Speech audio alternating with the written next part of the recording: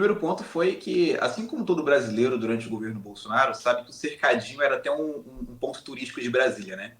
E, e cara, eu vou contar um pouco da história bem resumido para vocês entenderem a parte espiritual da coisa. Eu tive acesso à política mesmo, entender o que é política, conservadorismo, num evento da JDB em 2020, em setembro de 2020. Eu era missionário da Igreja Batista da Lagoinha e eu fui fazer missão em outro estado, em Mato Grosso do Sul. Foi quando, na pandemia mesmo, eu tive alguns acessos a ter mais informação à política pelo fato da mídia o tempo todo estar batendo no Bolsonaro e amigos cristãos ao meu lado criticando muito o Bolsonaro por algumas falas, né, da gripezinha, aquela coisa toda. E eu comecei a acompanhar política, acompanhar os vídeos do Bolsonaro, porque eu não conseguia acreditar que aquela pessoa que, mesmo não entendendo de política, eu voltei em 2018 e a igreja brasileira abraçou, era uma pessoa tão ruim. E nisso que eu comecei a acompanhar entrevistas dele, os vídeos dele, do que realmente ele falava, eu comecei a perceber que a mídia distorcia as falas dele. Então ali eu me coloquei no lugar e falava, poxa, eu não gostaria de ser uma pessoa que eu falo uma coisa e as pessoas distorcem o que eu falo. E eu vi isso no Bolsonaro. E eu vi essa coisa verdadeira dele ser. Traduzindo toda a história, eu comecei a me posicionar na internet, foi quando eu fui convidado a participar desse evento em Brasília. Fui a esse evento em Brasília, conheci alguns políticos, como Daniel Silveira, Damares, Mário Frias, o Nicolas, na época não era nem vereador ainda, e ali eu tive o discernimento de, poxa, eu não sabia que política tinha algumas pautas que também a gente lutava dentro da igreja, que era contra dentro da igreja, que era o aborto, que era as drogas, enfim. Então ali eu fiquei curioso a ir pesquisar política. Ponto. Depois, né, esse evento foi em Brasília, eu voltei para casa, e essa minha ida em Brasília me deixou com um emocional um pouco mais, não posso dizer, mais fragilizado em me preocupar mais com o Brasil e me preocupar mais com o Bolsonaro.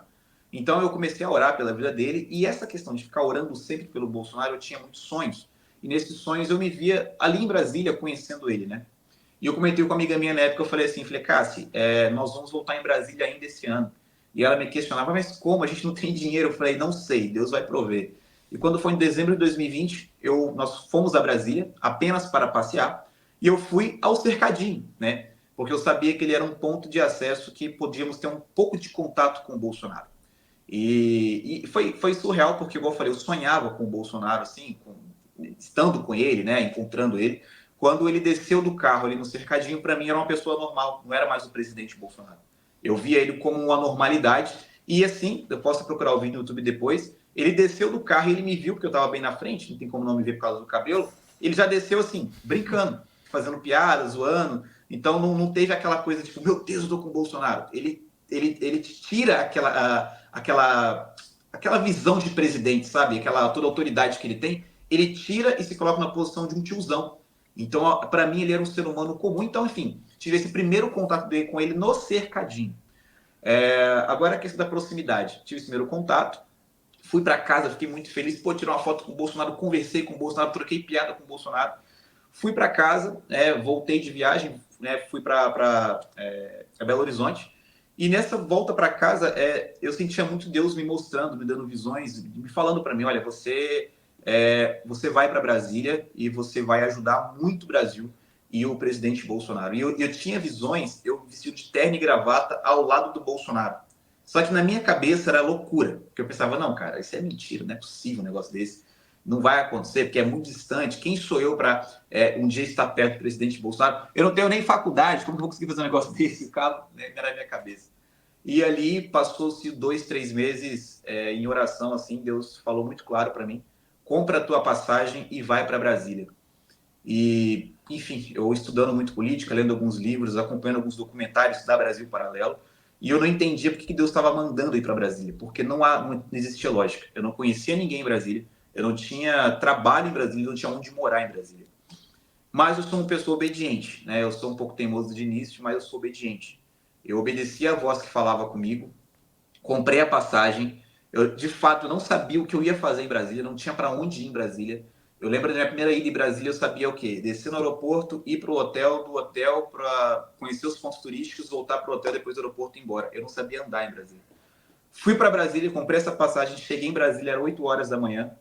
Eu fiquei ali em Brasília até meio-dia, sem saber para onde ir, porque eu não sabia o que eu tinha que fazer. Eu ouvi Deus falar comigo.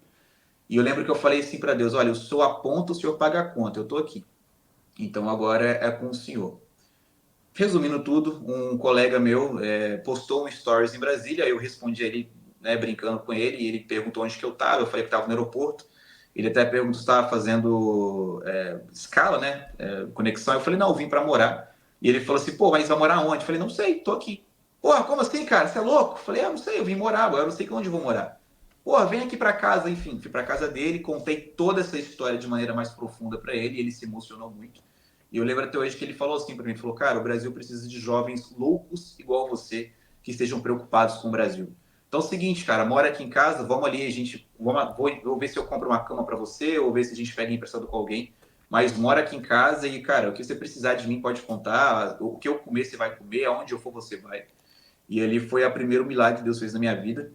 Na outra semana retornei ao cercadinho, porque existia um propósito. Qual era o propósito? Eu preciso ajudar a juventude do meu país. E eu lembro que eu fui no cercadinho, o Bolsonaro, assim que desceu do carro, ele já lembrou de mim quem eu era, tinha passado uns 3, 4 meses, ele bateu, ele falou, você já veio aqui, né? Eu falei, já. Conversamos ali, ele perguntou o que eu estava fazendo ali, e falei que eu tinha ido morar em Brasília. E aí ele me perguntou por quê, e eu falei, olha, eu vejo que o senhor precisa muito desse contato com a juventude, nós precisamos mostrar a verdade para a juventude brasileira. E ele falou, mas como você vai fazer isso? Eu falei, olha, eu não sei. Eu sei que eu tenho que fazer alguma coisa pela juventude do meu país. Agora, o que de fato eu vou fazer, eu não sei. Foi Deus que me trouxe aqui. E ali foi quando o Bolsonaro meio que desconfiado, assim, ele falou, pô, cara, vamos fazer o seguinte, vê o dia que você quer ir, um sábado ou um domingo, e vem almoçar aqui comigo. Aí eu, sério? Ele, não, sério, pô. Vem almoçar comigo um dia aí, vê o dia que você quer vir, se é sábado ou domingo. Isso no Palácio do Alvorada. Eu não acreditei, confesso que eu não acreditei, achei que era um papo de político mesmo ali para fazer um agrado no cercadinho, sair bem na foto. E quando ele entrou no carro e saiu, o segurança do palácio veio falar comigo, me perguntando se eu era o senhor Michael Sullivan. Eu falei que sim. E ele falou: não, deixa os seus dados conosco aí, seu número de telefone, porque se o chefe falou, ele vai cumprir. Só escolhe o dia que você quer vir e você vem almoçar com ele e passa o dia aqui com ele. E aí esse foi o primeiro contato meu com o Bolsonaro, né? Eu ouvi a voz de Deus, fui para Brasília para ajudar o Brasil. Eu tinha a visão que Deus me deu e na semana posterior da minha chegada em Brasília, fui até o Bolsonaro cercadinho, o Bolsonaro me convidou para almoçar com ele, onde eu pude conversar e falar para ele qual que eram os planos que eu queria fazer pelo Brasil. Bom, deixa eu comentar um negócio interessante sobre o Cercadinho, né? Que era uma instituição que o brasileiro perdeu, né? Não existe mais. Foi. Mas que, como historiador, cara, isso existia, alguma coisa similar, Max, também, no tempo do Império. Você tinha uma cerimônia chamada beijamão, que você pega os historiadores modernos e fala, olha, absurdo, as pessoas iam lá para ficar beijando a mão do soberano, olha que vaidade do cara, tal, um besterol sem fim, né, do jeito que eles fazem sempre. E quando você vai entender a fundo a cerimônia, era um momento em que o soberano tinha contato com o povo sem intermediários. Olha o cercadinho aí, sem intermediários. Então, naquele momento que o cara ia ali beijar a mão de Dom João, ou de Dom Pedro I, Dom Pedro II, eles tinham um momento ali de alguns segundos sozinhos. E o cara falava assim: o fiscal do Porto tá cobrando propina. Aí o Dom João, sei lá, o outro soberano, falava assim: interessante, qual é o nome dele? José da Silva. E o cara ia embora. Ah, eu fui lá no beijamão, falei coisa. E depois os caras iam atrás do fiscal. E isso acontecia.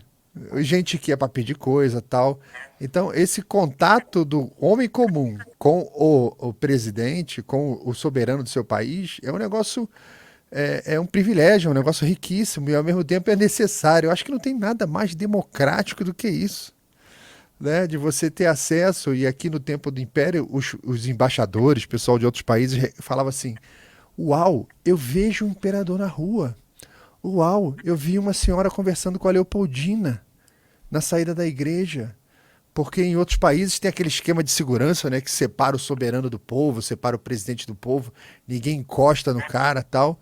E aqui era livre, livre para você ir lá falar. Ou seja, o cercadinho meio que resgatou uma tradição antiga. Se você gostou desse conteúdo, entra para a família para ter acesso a ele na íntegra no chatolizei.app.